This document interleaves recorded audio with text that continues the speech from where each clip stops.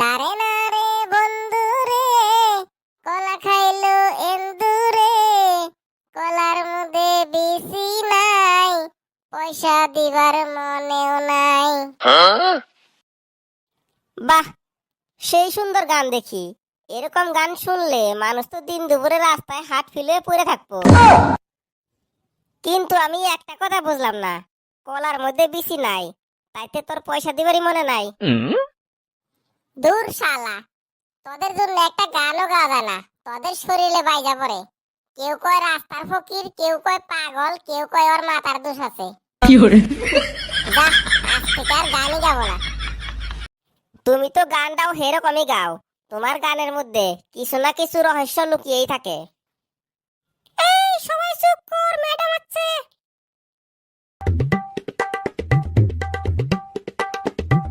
Good morning madam. Good morning madam. কিরে, তোরা তো দাঁড়ালি না, তোরা দেখি বসে বসে গুড মর্নিং বলছিস। তোরা কিন্তু অনেক এলোহা হয়ে গেছিস। ম্যাম, আমরা এলোহা হই নাই, এটা আমাদের স্টাইল। র, তোদেরকে স্টাইল দেখাচ্ছি। যারা একেবারে নির্বুধ ও গাধা, তারা ছাড়া সবাই দাঁড়াও। কিরে, তুই দাঁড়ালি না কেন? তুই গাধা ও নির্বুধ নাকি? না ম্যাডাম, আপনি একা একা বসে আছেন, ওটা দেখতে ভালো দেখাচ্ছে না, ওই জন্য আমিও বসে রয়েছি। হবে হবে, সবাই চুপচাপ বসে পড়ো। আজকে তোমাদের ইতিহাস পড়াবো। ইতিহাস সম্বন্ধে তোমাদের ধারণা কিছু আছে তো? হ্যাঁ হ্যাঁ ম্যাম, আমাদের ইতিহাস সম্বন্ধে ভালোই ধারণা আছে, আপনি শুধু পড়িয়ে যান। ঠিক আছে, তাহলে আমি বলছি। অনেক অনেক বছর আগের কথা, যখন মুঘল সম্রাট আকবরের শাসনকাল ছিল, একদিন তিনি তার বিছানায় শুয়েছিলেন। ওই খুশাখুশি করস কেন? ম্যাডাম খালি খুচায়। এই ছেলে, আমার পড়াশোনার সময় কোনো ডিস্টার্ব করবে না। ডিস্টার্ব করলে ক্লাস থেকে কান ধরে বের করে দিব। তো আমরা আমাদের পড়ায় ফিরে আসি। আমি যেন কোথায় ছিলাম? ম্যাডাম, আকবরের বিছানায়।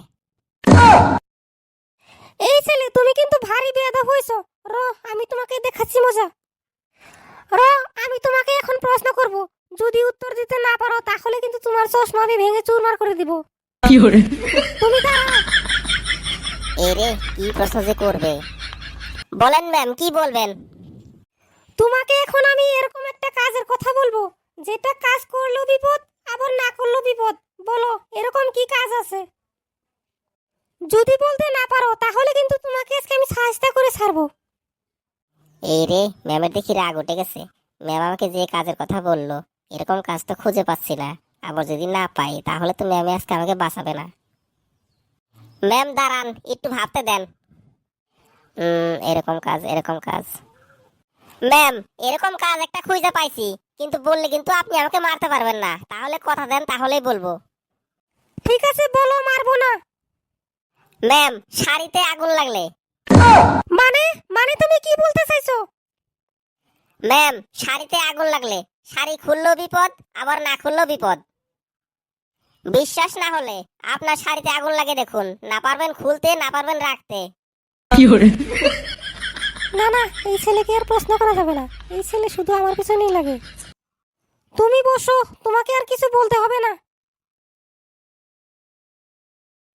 এখন আমি তোমাদেরকে কাল সম্বন্ধে কিছু ধারণা দেব। কাল হচ্ছে 3 প্রকারের, যেমন অতীতকাল, বর্তমান কাল ও ভবিষ্যৎ কাল।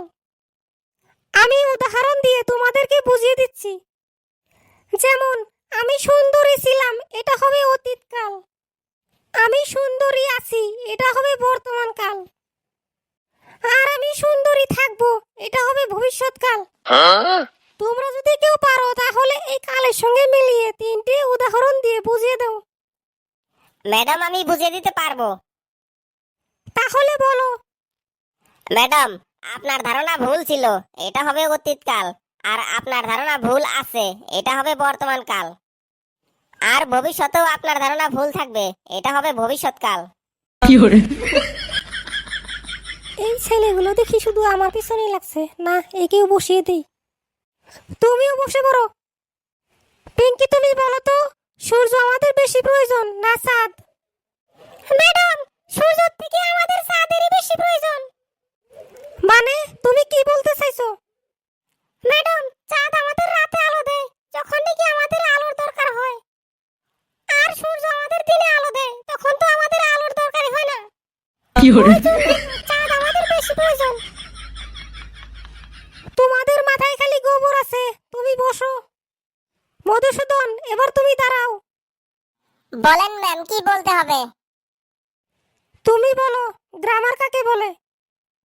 ম্যাডাম, যারা গ্রামে থাকে তাদেরকেই গ্রামার বলে। তুমিও বসে পড়ো, আর কিছু বলতে হবে না, মূর্খ কোথাকার।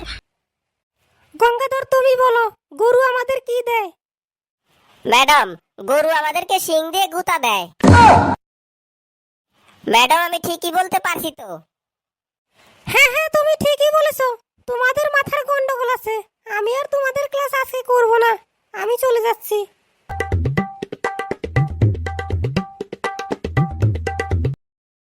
বন্ধুরা, এই ক্লাসটি আপনাদের কেমন লাগলো? যদি ভালো লাগে তাহলে অবশ্যই একটা লাইক, কমেন্ট, শেয়ার করবেন আর চ্যানেলটিকে সাবস্ক্রাইব করে দিবেন।